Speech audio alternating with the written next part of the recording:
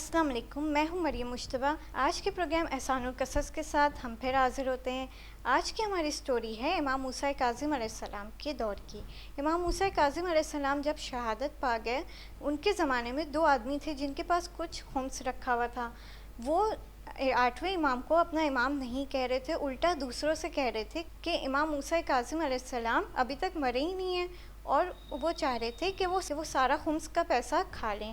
لیکن ایک آدمی یونس بن عبد الرحمن تھا جو کہ امام علی رضا علیہ السلام کی بیعت میں تھا، اور ان کے بارے میں لوگوں کو بتاتا تھا کہ لوگ ان کی بیعت جا کے کریں کہ وہ 8ویں امام ہیں ہمارے۔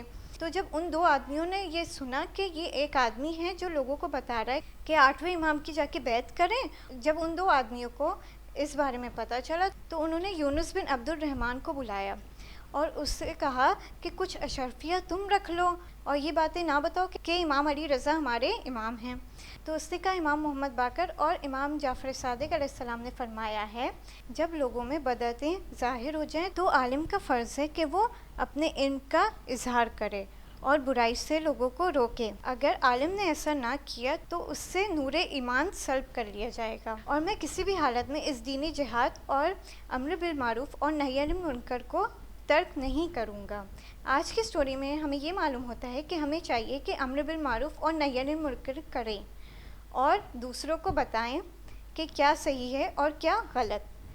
آج کی سٹوری ہماری یہیں ختم ہوتی ہے۔ اگلی سٹوری کے ساتھ ہم پھر حاضر ہوں گے، تب تک کے لیے خدا حافظ۔